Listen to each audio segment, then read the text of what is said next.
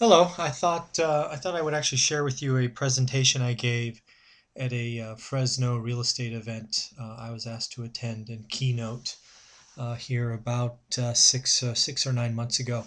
The topic is really what this site's all about. It's investing in real estate while holding a full-time job.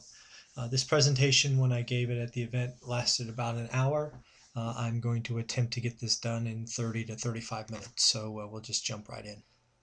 So first and foremost, a couple of goals for the sessions where I always like to start. We wanted to show that holding a demanding full-time job, supporting a family, and investing in real estate can work.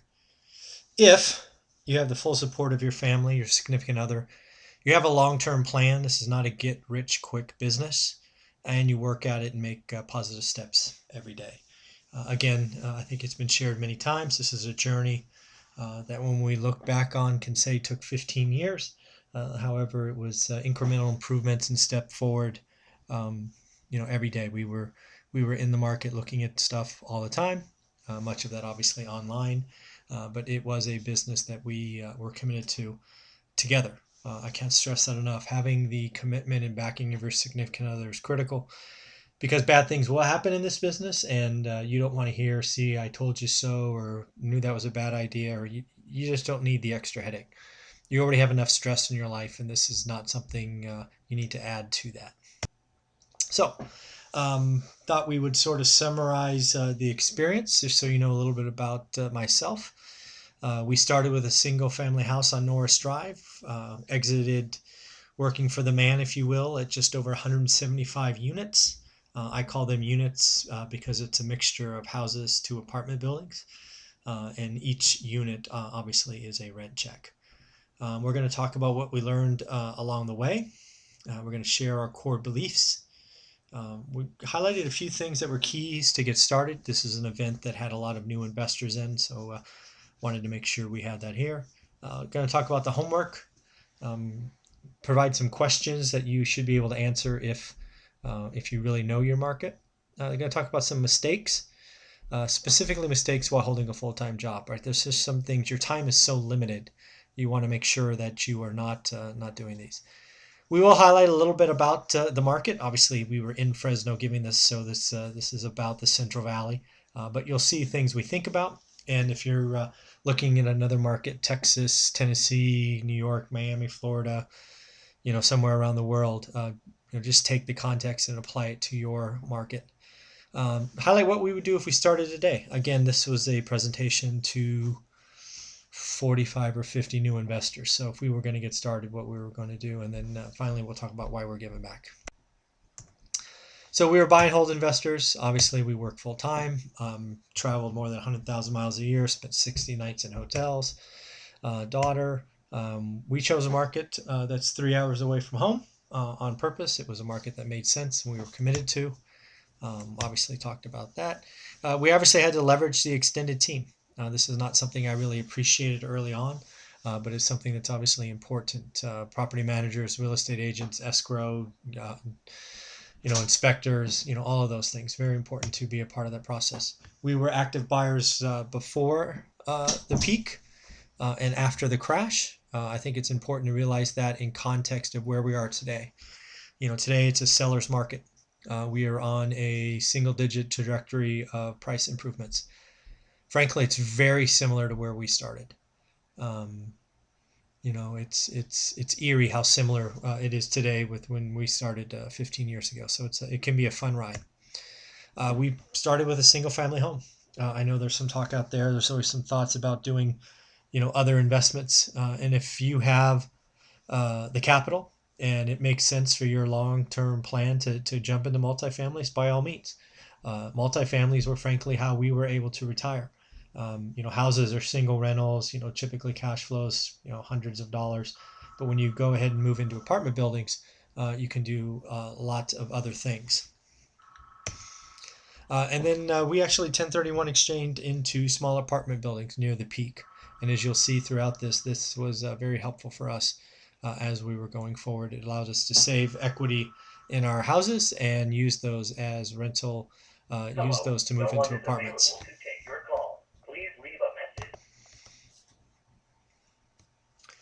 So some of the keys. We were again bought in together, 100%. We were, when bad things happened, we just moved forward. We didn't point at each other and complain or anything like that. We also knew what we were good at. Obviously, being 3 hours away, we weren't going to go and paint a unit. Although we did once, I'll admit, just to show that we could. It was just not practical to go do those kinds of things. So we had to outsource to an extended team. We actually had to fire people along the way, as you might suspect. The people that you work with those first couple of years, they could be great. However, sometimes they're not. And as you grow and they decide to do other things, you have to be willing to change your team. This is your business, no matter if it's 3 hours away or 3 states away. Ultimately, this is your business and it's not a hobby. So always be willing to pull the trigger and transition someone out and put someone else in. And you should always be looking to grow your team, right? This is a people business. I think you'll see it a couple of different times in this presentation. But always look to grow your team. It's funny, when we got started, we drove down, we looked at a bunch of property, but we only saw one property that was actually available for sale, right? The real estate agent that went with us was highlighting things that had already sold, and then he showed us a property right at the end. And we actually ended up buying that property. Would certainly not recommend that today if I were getting started, but we had been looking for a year, didn't find any properties that made sense for our equation, and we finally found one, and it was time to make a commitment. So we started, and obviously it worked out okay. We kept looking for properties, at least in the beginning, that met that 1% rule. So if it was $100,000, it would have to rent for $1,000. That's 1%. 1,000 divided by 100,000. But that's not what we use today. Hopefully it's been pretty clear by now that I only look at yield. I want to know how hard my cash is working. I think that's the metric that allows me to compare any kind of asset. So we use investment yield today. We did some cash out refis. Again, this is probably going to be something that becomes not only possible but probable in 3 to 5 years as appreciation continues to steadily come back. The value of real estate is going to increase, and we did cash out refis where appropriate, and use that cash to go buy additional real estate. We didn't flip. We never did. I think flipping is a wonderful activity. I think it upgrades the stock of real estate out there. I think it's good for the community. I also think it's a full-time job. And the people that I'm talking to were like me. We already have demanding full-time jobs. It's just not worth it. Too much risk. You probably end up doing both badly, and it doesn't end well, I wouldn't think. However, we did do some 1031 exchanges, and that's essentially taking equity out of one asset, selling it, moving it into another asset, and avoiding the tax man. So normally if you had appreciation in selling, you'd have at least a 15% haircut for taxes. Via 1031, you move all of that, and you get to leverage all of that upleg into another property. It's very powerful. I suggest you look into that as you get into your career and you have some assets and you've held them for years. It's very powerful.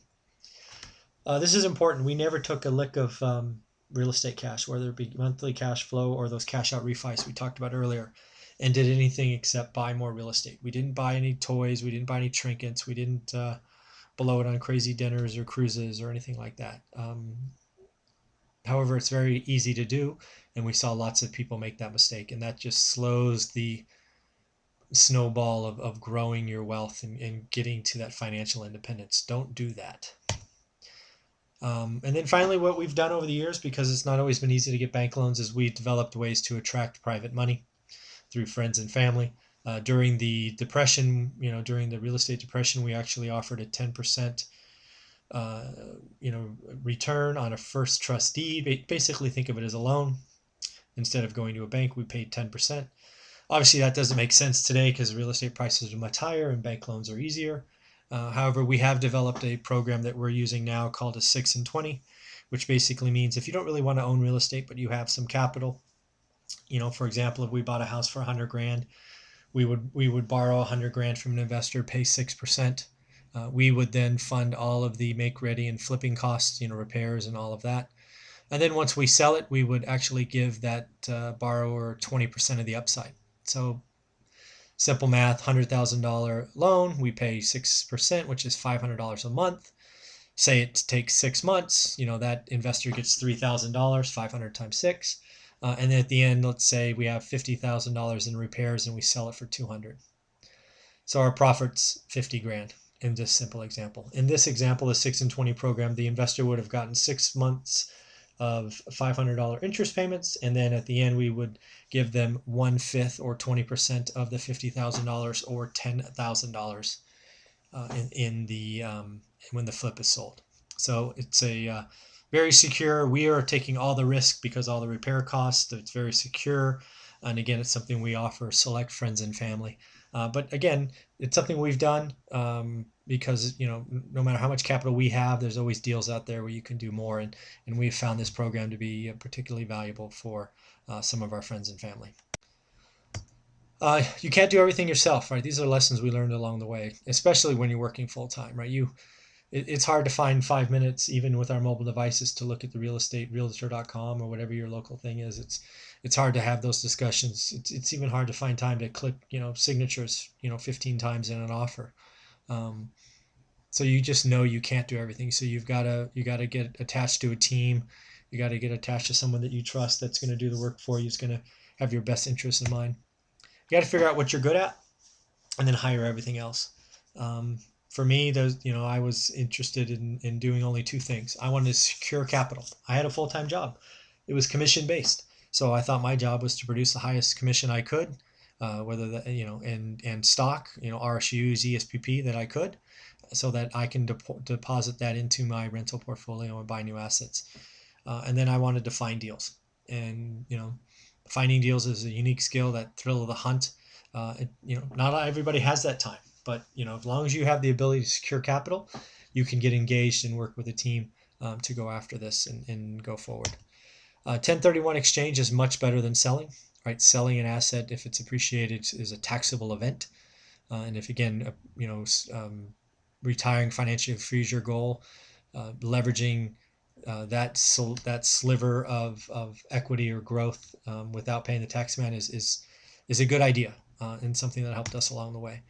I think it's imperative that you be humble. If anything, during the real estate cycle last time taught us is if you get cocky and you get arrogant, whether it's this last cycle or the .com stock bust that I had to suffer through, the market's going to clean your clock. So don't do that.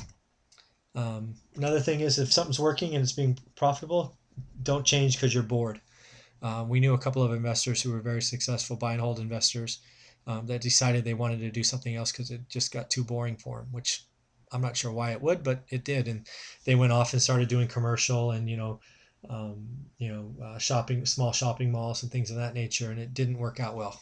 It's not something they'd invested time in. They didn't do their homework. They thought they knew what they were doing, and they lost everything. It's your path is buy and hold. Rentals, just stay there. Don't change up just because you've had some success and you want to try something else. It's not worth it. This is a people business, and time is the thing you need to think about leveraging. If you can leverage other people's time and make sure that these people understand what your plans and goals are, that's imperative. So one of the things that you'll see I'll do with the few that decide to work with me is we're going to be interviewing and talking to make sure we understand short and long-term plans, things that you're interested in, what's your return you're looking for, things of that nature. I think giving advice in general is great, which is obviously what we're doing here. But if we're going to be working together, it's going to be a much deeper conversation. Another thing that's important, right? A lot of these real estate books talk about motivated sellers and REOs. I didn't know what those were other than what was in the books for the first 10 years. They just didn't exist. And then all of a sudden I turn around and they're everywhere, right? Motivated sellers were literally everywhere. REOs were everywhere. Short sales were everywhere. I don't know that that's going to come back. It certainly won't come back in the same volume as last time, right? The lending standards are different. The exponential growth of bad and variable loans and things, teaser loans, liar loans, it just isn't going to happen, at least not at scale. So I don't see it kind of exploding the way it did before, but if you're going to do this long enough, it could happen. Another thing is we never chase deals. One of the things, I'm a competitive guy and have that fire, and you can get ahead of yourself, and somebody, you bid 212 for a house, and somebody comes in and bids 214, right? You can come back and bid 216, and then they bid 220. Don't do that, right? This is know your numbers, know what you're willing to pay, and if it doesn't work out, it doesn't work out. Don't think of scarcity, right? If it's your primary residence, I get it, right? Because that's the house, that's the school zone, that's the neighborhood, that's the whatever. This is an investment portfolio, investment property. So don't get in bidding wars. Another thing I thought that was important for us, especially during the crash, was we closed every deal we got in escrow. Right? If we went through inspections, gave a thumbs up, it didn't matter if a surprise happened later. We closed on that transaction, and that's important, and your reputation is important. So again, these are the things that we believe after 15 years. I think yield, some people call it cash on cash returns, most important. Again, if I put $50,000 up between deposit, closing costs, and make ready, I want to make sure that my cash is working for me, right? So we're going to get a positive yield, and something in the mid-single digits would be great. Our focus is to find deals and secure capital, and we're willing to outsource everything else, right? Know what you're good at and move on from there. Another thing I constantly believed in is real estate always goes back to replacement cost, or we would never build anything. This isn't such a big deal today because real estate is at or above replacement cost, but it's important to understand what it is because real estate cycles will change. And while I don't think we'll crash again like we did last time where you went down to land value, I do believe that there will be a time when supply increases, demand decreases, and you're going to be able to buy stuff below replacement cost. So those are things to track. When you're managing an extended team 3 hours away or 3 states away, one of your jobs is to stay close to the team. Set a cadence, talk to them weekly, whatever the reports are, approvals, whatever you want to do. Just make sure that that's part of the business and you don't let this go. Again, this is not a hobby. This is something that you need to make sure you're working on. The other thing is don't sweat the small stuff, right? When you start to get a decent sized portfolio, several units, instead of sweating a $50 charge to go do X or Y, if you're managing your team and you're firing the folks that aren't doing the right things, you need to trust them at some point. So don't sweat the small stuff, but audit them and double check things of that nature. But you'll realize that once your portfolio starts growing, that there's just at some level you just need to let it go. Again, it's a people business. I made the mistake of thinking it was all Excel spreadsheets and sticks and bricks. That's just not the case. There's real estate people are everywhere. People in roles are everywhere in this business. So make sure that you are seen as a reputable source and people respect and like you. And if your word has to mean something. I think having a long-term plan is important, right? You may be working on a transaction and all of that, but so what, right? Great, you bought a house. So what? Right? What's the long-term plan, right? Is the long-term plan to pay that house off? If so, great. Is the long-term plan to have $3,000 a month cash flow? Great. It's very rarely about that house. What's the long-term plan? So you need to have that, and the folks working with you need to ask those questions of you to make sure that you're both on the same page. I think this is I've proven this to be true, so it's just something to think about. You only need to ride one real estate cycle correctly to be very comfortable.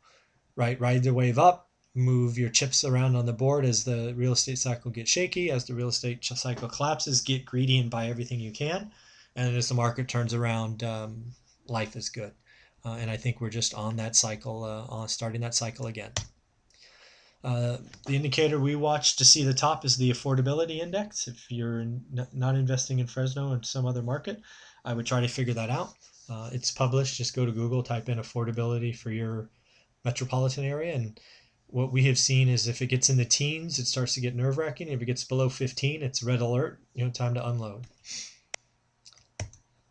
So again, what do you got to do when you get right? Make sure you have that conversation with your significant other. I've talked about this at least 3 times now, and certainly saved my relationship, making sure we were all in this together.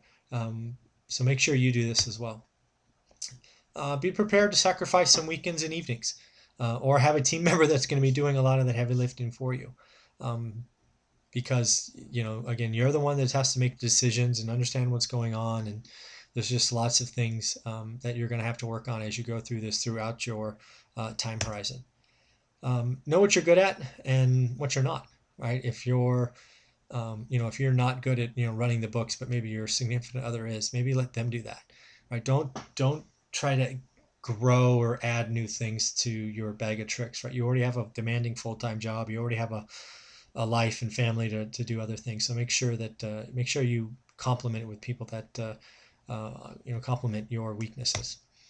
Identify team members that you can leverage, right? Have those people that you go and have those conversations and get that clear vision of what you want, and then let them go execute for you. That's something that's driving me to get my license and then ultimately get a brokerage, because I don't see this out there. For example, all people working with me, we will actually have an interview and really understand what you want, what your time horizon, what your goals are before we do anything together. That's something that not only I will be doing as I get my license here in the next, hopefully several weeks, but it'll be something that will be a tenet of the brokerage that I look to create and grow, because I don't think investors are treated all that well, and my intention is to fix that. You need to give up some control, right? You're going to outsource to some other folks, and you're going to let them do what they want. And just because they do it differently than you, at some point you need to let that go and trust the results and the process that comes through. Again, you need to be comfortable removing folks. If there's somebody not, doing what they say, or they say they're going to do X and they do Y, or they don't do X at all, give them one shot. My rule is give them a shot, and if they do it again, they're out. That's just, it's just, you don't have time to mess around, and these are assets that you have, and it's your business. So you've got to be comfortable making changes, even though it's hard. Have checks and balances. We still, on occasion, drive down to Fresno unannounced just to see what's going on with our units, because obviously when you tell them you're coming, they all look beautiful. So, there's just things that you could do to make sure everything's going well. I think you always need to look to expand your network and get to know more people and see what's going on. It's a people business, and you never know with that one phone call, that one contact, that one email. That could help you not only maybe get a deal, but maybe source funding or financing or insurance or whatever. And then lastly, you need to be able to figure out a way to compare deals or compare properties. We use yield, right? If this property yields 4%, this one yields 7%, we like the one at 7%. Have your metric, right? Is it price per square foot? Is it total rent? I don't know what it is, but have your metric. For me, I think it's unquestioned yield. But who's to say I'm right? Yeah, if you have yours, more power to you. So, what market you should look in? I think this is important. I don't think investors do themselves a service by saying, "Hey, I'm going to look in Nashville, I'm going to look in San Antonio, I'm going to look in Miami, and I'm going to look in Orange County." All those markets are vastly different. You're not going to get any economies of scale. You're going to suddenly think Nashville looks the best because it's the cheapest. But that's, maybe, but in reality, maybe Miami's the best, right? Maybe they're coming out of their foreclosure wave and you should be looking there. I don't know. But pick a market that you're comfortable with and go learn that market. I would tell you to figure out what a good deal is in your market. If you're looking at multiple markets, you can't compare deals, at least not when you're at the scale that we are, right? Maybe if you get to be gigantic, you could do that, but you can't do that at our scale. And I've never been comfortable doing that and don't recommend it. So if you know what a good deal is in your market, what's a great deal, right? What's a once in a lifetime deal? Maybe the average return for you is 5.2%. But for some reason you found a property and you can put a deal together where it's 8.9. Wow, that's different, right? Maybe that's a great deal. Or maybe a great deal is 9.2. I don't know. But figure out what the yield is for the average deals and then move forward. Next, you need to make sure you know your market, right? Purchase price and all of that's just one part of the equation. Down payment, one part of the equation. The other side is the income, right? What's a 2-bedroom, 1-bath rent for? What's a 3-1 rent for? What's a 3-2 rent for? Right? You have to be able to understand these to really get to the yield question. How about this? What rents faster, right? Do houses rent faster or do apartments rent faster? I don't know. Figure it out. Is there a part of the market that's hot? One question I always try to figure out is where are first-time buyers active? Right, first-time buyers, low down payment, FHA loans. These are the folks that are driving a lot of real estate markets. A lot of the low end is being gobbled up. That is clean. So I want to figure out where they are because, frankly, I want to avoid them. Right? If they're going to come in and swim around the 17 prettiest properties and bid on it repeatedly, I don't want to play with those 17 properties. They're not going to fit my number. I want to go play with the properties that they're not bidding on. And then finally, I think you need to be able to do this. I think you need to be able to go to 10 properties and at the end of the day, be able to rank them best to worst. And again, I don't care what metrics you use. I, again, use yield. But you should be able to compare 10 properties and understand what's the best and then ultimately the worst. So these are the mistakes to avoid. Lack of a plan, right? Don't just say, I've got 200 grand. I'm going to go buy as much as I can. At the end of that, I'm done. Bullshit. You're not done. That's not right. You should need to have a plan. Okay, well, great. You deployed $200,000. Now, in the next 18 months, you'd like to deploy another 60 grand. I don't know, making stuff up now. Maybe in 4 years, we'll look to sell and 1031 those, 7 assets into some small apartment buildings. Maybe, I don't know. And then ultimately, at the end of the day, what's exit look like? What does the end look like? Do you need a certain number of cash flow to be done? Do you need a certain pile of equity so you can just punch out and move to a foreign country? I don't know. Figure it out. We need to talk about that. Skipping time investing and figuring out what's like in your areas is a mistake. There's some just blocking and tackling things that you should be able to do and understand, or at least work with a team member that can point those out for you. Can't do everything yourself. Don't try. You already got a full-time job. You already have a family life to run. This is not the time to try to be Superman or Superwoman. Don't stress about every little detail. Pay others to do it and then manage them. This is not a place where you can cut corners, right? It's not it's not a lazy way. This takes time in process and all of that. Need to outsource non-core activities. Again, I think all of us have the natural stance of trying to control everything and wanting to do everything or make every phone call. Just don't do it. You already have enough to do. Don't add extra stress to your life. I like this quote: if it was easy, everyone would do it. And trust me, lots of people talk about investing in real estate. Very few people do. So understand that if you're going to do it, we're going to work together. And I'm going to ask you some questions, and we're going to be in this together. So again, if it were easy, everybody would do it. You better have reserves. Again, if we're working together, I'm going to ask you to set up a separate account and park that stuff somewhere, because surprises happen, and surprises happen at the worst time, and they always happen in threes. So make sure you have the reserves so that if 2 water heaters go out and a roof leak happens, you're fine, right? You're not scrambling to pay the mortgages, because surprises will happen in this business. And the last one is only looking at deals when you have cash. That's probably the worst time to look for deals, because everything looks like a deal. I think you need to look for deals when you don't have capital so you can stay current to the market.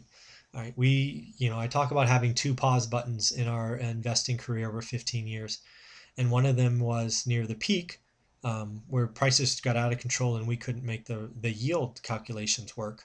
But what staying in the market allowed us to see is how the market flipped from a seller's market to a buyer's market, seemingly overnight. We started seeing details about must sell, huge price drops, all kinds of stuff, which told us that the market was changing long before magazines and the talking heads on TV started talking about it. And then as the market got to the bottom, we saw it change when our offers weren't even being looked at, that we're offering asking price, because new buyers such as hedge funds came in and just changed the game overnight. So again, must stay in. So what do we see in the market? We'll just build this out. So macro financing is tough, especially for investing, especially if you have 10 or more properties. If you're just starting out, it's relatively easy. Refinances are pretty hard for investments. I expect those to get easier. Rentals are hot and getting hotter. I think the media is clearly turned on real estate, meaning that they're positive today, generally 100% positive, other than prices, right? They're a little sensitive to prices going up, which is very different than just 4 years ago, where real estate was the most negative thing talked about, and it was fun to throw stones at real estate. It's certainly not that today. And then real estate's really going to have a leg up when real estate investors can get loans with solid cash flow with 20% down payment, regardless of how many properties they have in their portfolio. Again, this is important because right now it's hard to do that, and that just tells me we have more price appreciation ahead as lending gets easier. As for Fresno, again, this was built for a Fresno audience. But again, I would tell you to take this and think about your market. Distressed properties are harder to find, if not impossible today. Rents are firm and rising, right? The job community is getting stronger. There's actually more renters and less owners than they were during the peak. And some of that's because the owners that were owners shouldn't have been, right? They got qualified via some, let's just call it interesting loan programs that don't no longer exist and probably never should. Offers today paying over asking is pretty common, especially for properties listed below the median. Cheap, safe, secure rentals are flying off the shelf. Days on market of sub 10 days is very common. And it's very clear that we're in a seller's market and likely to have at least another year of single-digit appreciation, and I'm guessing several more years to come. So if we started today, I'd congratulate myself for being smart enough to start, near the bottom, or at least as we're rising out of this. I think calling it near the bottom is probably a stretch. It's certainly not the peak, though, right? Prices today are still significantly below where they were at the peak. For example, that first property we bought, we sold at $264.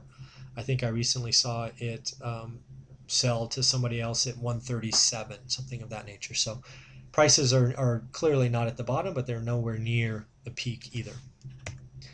Got to figure out what kind of investor you are, right? Are you going to be a flipper, buy and hold, single-family homes, multifamily, whatever? Try to build a strong team, right? Try to figure out people that are in it. Not only a strong team, but also find ways to secure capital. It's very easy to get deals done for your first 4 properties. Not so hard for the first 10, but it changes after the first 10. So finding ways to get additional deals done if you're going to get to that size is something you have to think about. We'd review 50 to 60 homes if we were starting today, just so we can understand what the market's like and try to get the pulse of the market. I would do all of this before I spent a single dollar, even made an offer. It was something that I think made us very successful, is doing just the basics. Try to understand the financing options, right? Is it, just 20% down, 90, 10, 10? What's out there for me? I would certainly, if we had a pile of cash, I would certainly go out and buy something. I would buy at least one, if not a couple, but then I would sit back and see what's going on, right? I don't want to throw all of my cash at one time. It's sort of like buying a stock all at one time. I don't want to deploy all of my capital at once. I want a dollar cost average over time. I want to learn. I want to try to make the next deal better than the first deal. These are just things that I did going along the way. So that was the presentation I gave in Fresno. As I said, I'd try to get this done between 30 and 35 minutes. It's right around 33 minutes now. I will ask for you one thing. I have a goal of trying to help 1,000 people in 2018. How I am tracking that is very simple. I'm asking you to subscribe to this YouTube channel, which is one rental at a time. And I'm using the subscriber count to see how I'm doing.